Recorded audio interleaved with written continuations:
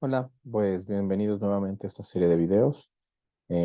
Vamos a comenzar nuestra primera sesión con lo que le llamamos las propiedades de una sustancia pura, porque bueno, finalmente en nuestros procesos energéticos utilizamos sustancias puras como podría ser el agua, el aire o el refrigerante 134A en algunos ejemplos, ¿no?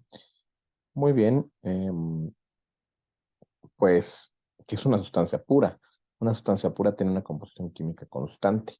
Y bueno, puede ser una molécula elemental como puede ser el nitrógeno u oxígeno, o puede ser una molécula como agua, el dióxido de carbono, o una mezcla de diferentes moléculas como puede ser el aire.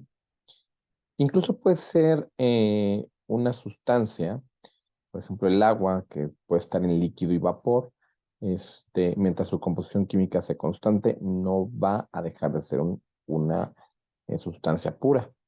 El aire, por ejemplo, la mezcla líquido-vapor o líquido-gas de aire, no va a ser una sustancia pura porque cuando el gas em, comienza a condensar ciertas moléculas, no, la composición no permanece constante. Hay ciertas moléculas que no condensan a la misma cantidad o a la misma temperatura y por lo tanto deja de ser una mezcla, una sustancia pura, esta mezcla de líquido y gas de aire. Pero en realidad, pues el aire en sí como gas sí lo es. Y bueno, aquí tenemos los diagramas de temperatura contra volumen específico o presión contra volumen específico, donde la región que yo tengo de este lado es la región del líquido comprimido. Simple y sencillamente es un líquido. Y si se fijan, estas líneas que tengo aquí son las de presión constante. Aquí, por ejemplo, las que tengo son de temperatura constante. Y conforme, si yo pues mantengo la presión, y empiezo a incrementar la temperatura, si se fijan, pues el volumen, pues no va a cambiar mucho, y ahorita vamos a hablar de ello, pero en realidad, pues se incrementa poquito, ¿no? Y va a llegar un punto donde el líquido está a punto de evaporarse, y este se llama la línea del líquido saturado. Cuando ya es un líquido saturado, un poquito más de energía comienza a generarse vapor, empieza a burbujear. Y, por ejemplo, esta mezcla saturada de líquido-vapor va a permanecer la temperatura y la presión constante durante todo este proceso, hasta que llega a una línea que le denomino la línea de vapor saturado, donde ya todo es vapor. Y si sigo, obviamente, incrementando la temperatura, lo que empieza a ocurrir es que llego a el vapor sobrecalentado, ¿no? Lo mismo pasa en esta gráfica. Lo que es muy relevante, que debemos recordar, es que evidentemente eh, aquí, durante la región de mezcla saturada líquido-vapor, en este proceso, la presión y la temperatura permanecen constantes. Y regreso a eso porque, bueno, a ver, si yo tengo una tabla de agua saturada o alguna otra sustancia, como puede ser el refrigerante 134A, lo que yo voy a tener es esta región. Aquí tengo la temperatura y su presión de saturación. Si se fijan, también tengo reportadas el volumen específico, la energía interna, la entalpía y la entropía. Son propiedades con las que vamos a estar jugando, sobre todo la entalpía y la entropía, ¿no? Y a lo largo del curso, ¿no? El volumen específico lo tengo, por ejemplo, del líquido saturado. Ahora, yo sé que es el volumen específico en esta línea. Sin embargo, a una cierta temperatura, con una presión, por ejemplo, si yo tengo líquido a 10 grados Celsius con una presión atmosférica 101.3 kilopascales, a pesar de que la presión incrementó drásticamente, realmente el volumen pues permanece muy constante porque normalmente lo modelamos como líquidos incompresibles. Por lo tanto, para esta región nosotros podemos estimar eh, el, el, el, podemos estimar las propiedades de este líquido comprimido como las mismas del líquido saturado. El volumen, También lo podemos hacer con la energía interna, la entalpía e incluso la entropía, ¿no? Ahora, una de las características que también nos están reportando es la de línea de vapor saturado. Y en algunos casos, si se fijan, aquí en la energía interna, entalpía, tenemos otra que se llama la HFG, por ejemplo. La diferencia entre HG y HF, pues es este valor. Esta diferencia, por ejemplo, de volumen o de entalpía, etcétera, ¿no? Ahora, si yo estuviera en una región del espacio, por ejemplo, de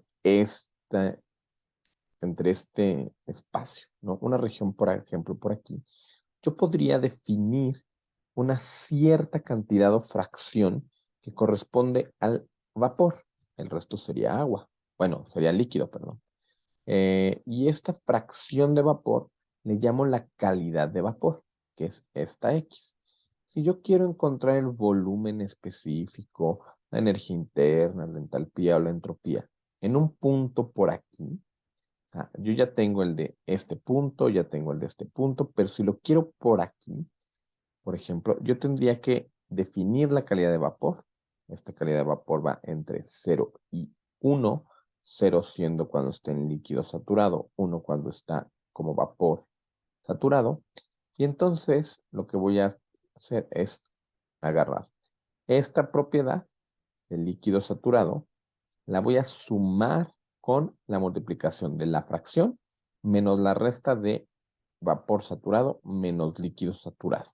O en el caso, por ejemplo, de la UH y S, pues la UFG, HFG o SFG. Lo mismo ocurre con la tabla de presiones. También tengo una tabla donde pues básicamente tengo la presión, la temperatura igual permanece constante y tengo todas estas propiedades reportadas. Ahora, si yo me voy más a la derecha, entonces ya caigo en el vapor sobrecalentado. Las tablas de vapor sobrecalentado tienen cierta presión y tienen una temperatura reportada. Esta temperatura es la temperatura de saturación. Y a la temperatura de saturación me están reportando las propiedades de vapor saturado. Una vez que incrementa la temperatura con respecto a la temperatura de saturación, entonces ya estoy cayendo en vapor sobrecalentado. Y entonces aquí tengo, por ejemplo, el volumen específico o la energía interna, entalpía, entropía.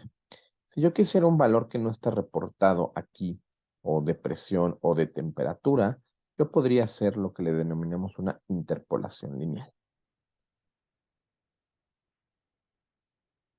Y por ejemplo, el aire se comporta como un gas ideal. Entonces, para este aire, lo que yo voy a tener es que P por V es igual a R por T. Esta R es la constante de gas ideal y tiene un valor universal de 8.314 kilojoules sobre cada kilomol Kelvin. Pero si yo lo quisiera, por ejemplo, el volumen específico en metros cúbicos sobre kilogramo, pues esta R la puedo dividir sobre el peso molecular de cada sustancia. Por ejemplo, para el aire 28.97 tendría yo un R específicamente para el aire de 0.287 kilojoules sobre kilogramo Kelvin. Si yo quisiera nitrógeno, oxígeno, lo que sea, yo tendría que dividirlo, este 8.314, entre pues ese peso molecular de esa sustancia. Y como la R es constante, pues en el estado estacionario, cuando no hay reacción química, yo puedo obtener la ecuación de gas ideal de un estado 1 a un estado 2, si varía, por ejemplo, la presión, la temperatura, ¿no? Yo podría obtener que P1, V1 es igual, sobre T1 es igual a P2, V2 sobre T2. También para el aire tenemos una tabla de propiedades de gas ideal, donde tengo la temperatura en Kelvin y la propiedad de la entalpía o la energía interna, ¿no? Tenemos más propiedades, pero realmente la que vamos a estar utilizando más es esta de la entalpía. Entonces, en esta tabla de propiedades del aire, podemos obtener a ciertas temperaturas su entalpía. Entonces, bueno, por el momento eso sería todo. Agradezco mucho que estén viendo este tipo de videos. Gracias.